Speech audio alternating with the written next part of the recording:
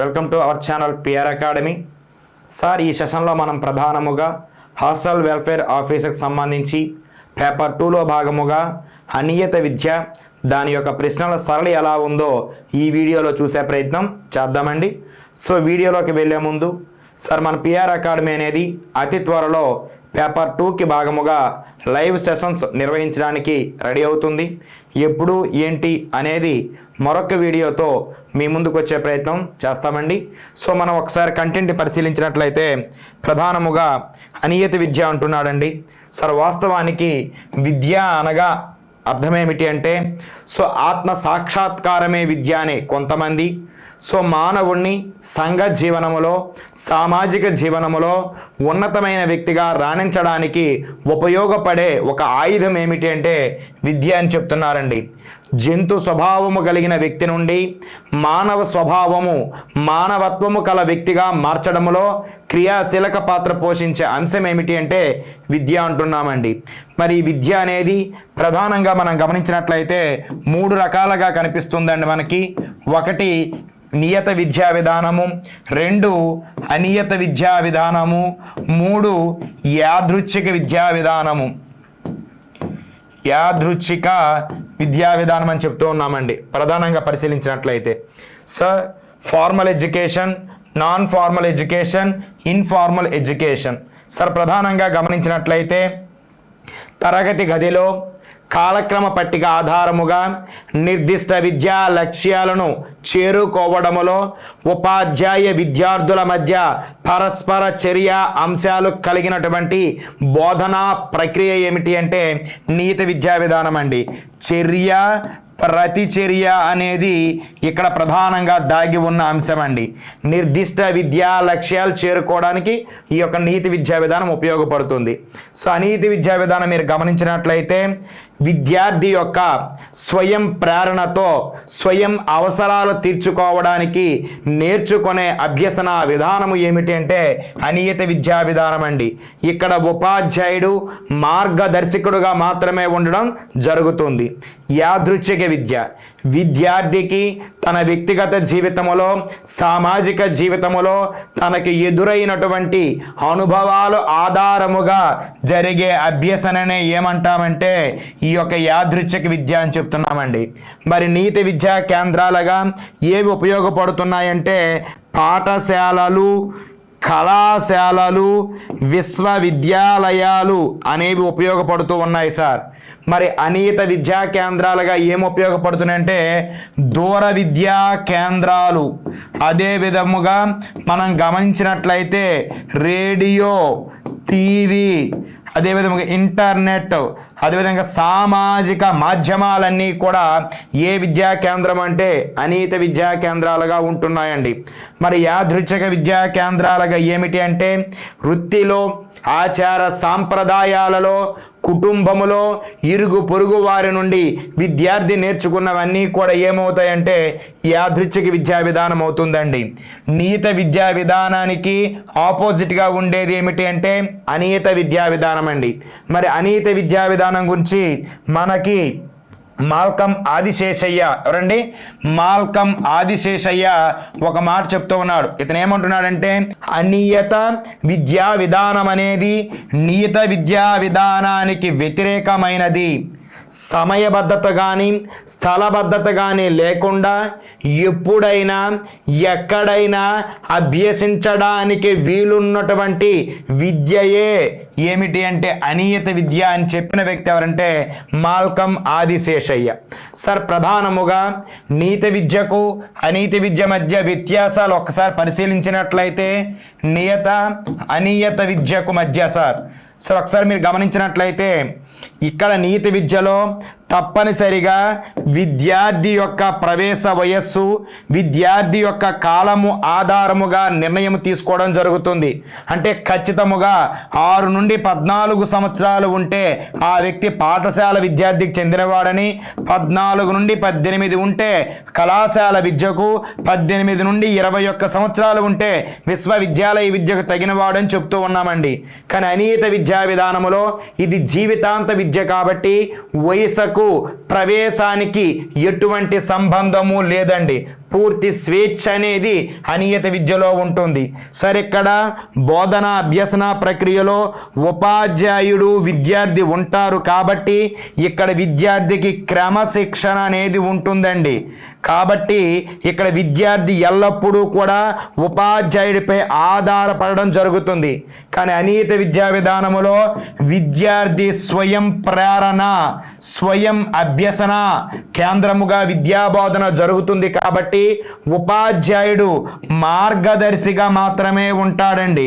కాబట్టి ఇక్కడ విద్యార్థికి స్వేచ్ఛ అనేది ఉంటుంది, ఆత్మస్థైర్యం అభివృద్ధి చెందుతుందండి. సరే, ఇక్కడ నియత విద్యా విధానములో వ్యక్తికి నిర్దిష్ట విద్యా లక్ష్యాలు, వ్యక్తిగత విద్యా లక్ష్యాలు అనేవి ఉండవు అండి. అందరికీ ఉంటాయి. అంటే సామూహిక విద్యా విధానంలో సాగుతుంది నియత విద్య. కానీ అనియత విద్యలో మాత్రం వ్యక్తిగత విద్యా లక్ష్యాలకు అధిక ప్రాధాన్యత అనేది ఉంటుందండి. ఎందుకు అనియత విద్యా విధానం అనేది వృత్తి కేంద్రముగా, వ్యక్తి అభిరుచి కేంద్రముగా జరుగుతుంది. కాబట్టి వ్యక్తి యొక్క వ్యక్తిగత లక్ష్యాలను ఆధారముగా బోధన అనేది జరుగుతూ ఉంటుందండి. ఓకేనండి. నియత విద్యకు అనియత విద్యకు మధ్య ప్రధానమైనటువంటి వ్యత్యాసాలు. అయితే అనియత విద్యకు ఎప్పటి నుండి ప్రాధాన్యత రావడం జరిగిందంటే ప్రధానముగా 1978వ సంవత్సరములో యునెస్కో వారు విడుదల చేసిన అంతర్జాతీయ విద్యా కమిషన్, యునెస్కో విడుదల చేసినటువంటిది ఏది అంటే అంతర్జాతీయ విద్యా కమిషన్.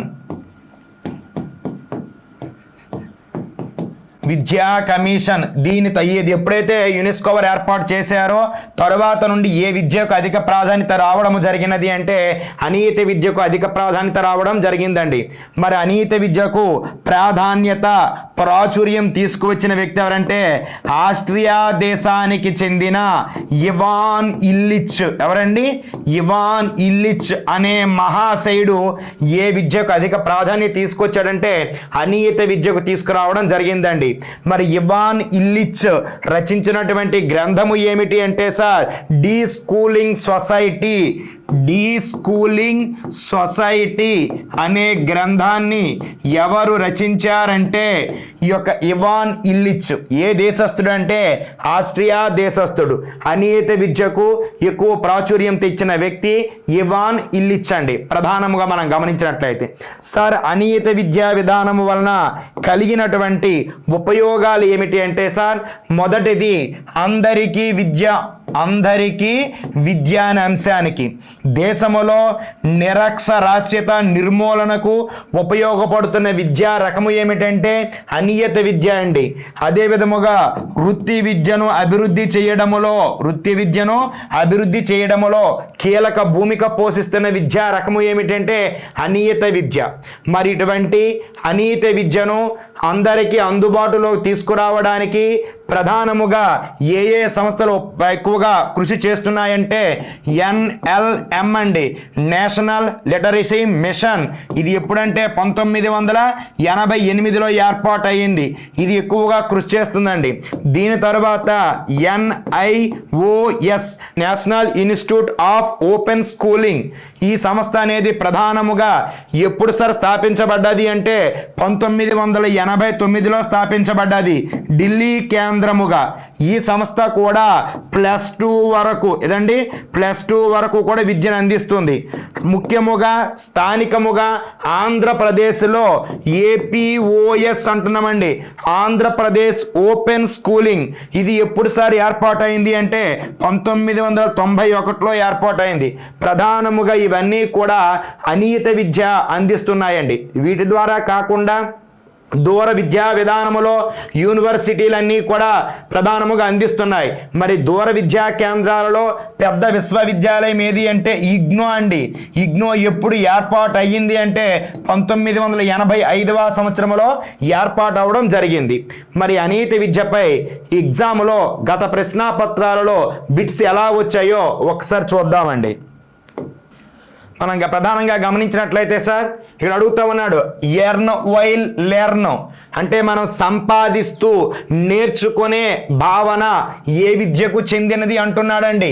ఇక్కడ ప్రధానంగా మాట్లాడుతున్నాం అనియత విద్య అనేది ఎవరికి అంటే ఎవరైతే మధ్యలో బడిమాని వేశారో, ఎవరైతే ఏదైనా వృత్తిలో ఉన్నత స్థానానికి వెళ్ళాలనుకుంటున్న వారికి, సింపుల్గా చెప్పాలంటే ఉద్యోగులకు, గృహిణులకు మొదలగు వారందరినీ కూడా విద్యలో రాణించడానికి ఏ విద్య ఉపయోగపడుతుందంటే అనియత విద్య ఉపయోగపడుతుంది. అదే మనకు అడుగుతున్నాడు సార్ ఎర్న్ వైల్ లెర్న్ అనే భావన ఏ విద్యకు చెందినది అంటే అనియత విద్యకు చెందినదండి, నాన్ ఫార్మల్ ఎడ్యుకేషన్కు. ఓకే సార్, నెక్స్ట్ మనం గమనించినట్లయితే అనీతి విద్యకు ఎవరు ఎక్కువ ప్రోత్సహించారు అంటున్నాడు. అనీతి విద్య రావడంలో క్రియాశీలక పాత్ర పోషించిన వ్యక్తి ఎవరంటున్నాడు. Option A Gandhiji, option B Ivan Illich, option C John Dewey, option D Rousseau. మనం చెప్తూ ఉన్నాం సార్, మనకి ఆస్ట్రియా దేశానికి చెందిన ఇవాన్ ఇల్లిచ్ గారు డి స్కూలింగ్ సొసైటీ అనే గ్రంథము ద్వారా ఏ విద్యకు ప్రాచుర్యత తీసుకొచ్చారు అంటే మన యొక్క అనీతి విద్యకు తీసుకురావడం జరిగిందండి.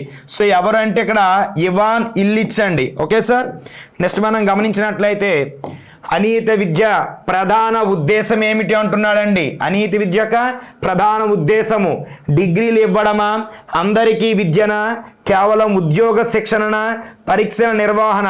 సార్ అనీతి విద్య యొక్క ముఖ్య లక్ష్యము అందరికీ విద్య అందుబాటులోకి రావాలి. అనీతి విద్య యొక్క ప్రధాన లక్ష్యం ఏమిటి అంటే సార్ నీతి విద్యా విధానములో మనం పాఠశాలకు వెళ్ళాలి, కానీ అనీతి విద్యా విధానములో పాఠశాలే మన ఇంటికి మన గడపకు వస్తుందండి. అంటే అందరూ నేర్చుకోవడానికి అవకాశం ఉంటుంది. అందరికీ విద్య అనే భావన ఏది అంటే అనీతి విద్య ద్వారా సాధ్యమవుతుంది. విద్యా సార్వత్రికీకరణలో ప్రధాన పాత్ర పోషించేది ఏమిటి అంటే అనీతి విద్య అండి. ఓకే సార్, చూడండి సార్, నేషనల్ లిటరసీ మిషన్ చెప్పాం, ఎన్ఎల్ఎం అనేది ప్రారంభమైన సంవత్సరము. సో నేషనల్ లిటరసీ మిషన్ ప్రారంభమైన తర్వాత కేరళ రాష్ట్రంలోని ఎర్నాకుళం జిల్లా అనేది 100% అక్షరాస్యతను సాధించడం జరిగినది. మనకు అదే అడుగుతున్నాడు, నేషనల్ లిటరసీ మిషన్ అనేది ఎప్పుడు ప్రారంభమైనది? 1986, 1988, 1992, 1978. సరే ఒకసారి మనం గమనించినట్లయితే ఎన్ఎన్పి నూతన జాతీయ విద్యా విధానం అనేది ఎప్పుడు రావడం జరిగినది అంటే 1986లో రావడం జరిగినది. 1986లో వచ్చినటువంటి కమిషన్ పై ఎలా జరుగుతుంది, ఎటువంటి చర్యలు తీసుకోవాలనే ఉద్దేశంతో ప్రోగ్రామ్ ఆఫ్ యాక్షన్ అనే పేరుతో 1992లో భారత ప్రభుత్వం నియమించింది. 1978వ సంవత్సరం అక్టోబర్ 2వ తారీఖున మనకు వచ్చినటువంటిది ఏమిటంటే జాతీయ వయోజన పథకం అండి. జాతీయ వయోజన విద్య, జాతీయ వయోజన విద్య ఇది ఎప్పుడు వచ్చిందంటే 1978 అక్టోబర్ 2వ తారీఖున అమలులోకి వచ్చిందండి. వాస్తవానికి జాతీయ వయోజన విద్య అనేది 1977వ సంవత్సరంలోనే భారత ప్రభుత్వం ఆమోదించింది. అమలు ఎప్పటి నుండి జరిగింది అంటే 78 నుండి జరిగింది. మనకు అడుగుతున్నది ఎన్ఎల్ఎం. సో ఇది ఎప్పటి నుండి అమల్లోకి వచ్చింది అంటే 1988 నుండి అమల్లోకి వచ్చింది sir. Option B is the right answer. Next మనం గమనించినట్లయితే సార్ అనీయత విద్యలో ఉపాధ్యాయుని పాత్ర, బోధనా విధానం ఎలా ఉంటుంది అంటున్నాడు సార్. టీచర్ రోల్ ఏమిటి అడుగుతున్నాడు. నియంత్రకుడా, మార్గదర్శిన, శిక్షా అధికారిన, పరిశీలకుడు మాత్రమేనా? సార్ చెప్పాం అనీయత విద్యలో విద్యార్థి మాత్రమే స్వయం అభ్యసన, స్వయం ప్రేరణ కలిగి ఉంటాడు. కాబట్టి కేవలం ఉపాధ్యాయుడు అనేవాడు మార్గదర్శిగా మాత్రమే ఉంటాడండి. మార్గదర్శిగా, గైడ్గా మాత్రమే ఉండడం జరుగుతుంది. ఏ విద్యలో? నాన్ ఫార్మల్ ఎడ్యుకేషన్లో. ఓకే సార్, ప్రధానంగా మనం గమనించినట్లయితే అనీయత విద్యపై ప్రస్తుతం అడుగుతున్నటువంటి ప్రశ్నల శైలి అనేది ఈ రకంగా ఉంది సార్. సో దీని ఆధారముగా మన యొక్క ప్రిపరేషన్ స్ట్రాటజీని మారుస్తూ సో ఉన్నత అభ్యసన సాగించాలని ఆశిస్తున్నానండి. Thank you one and all.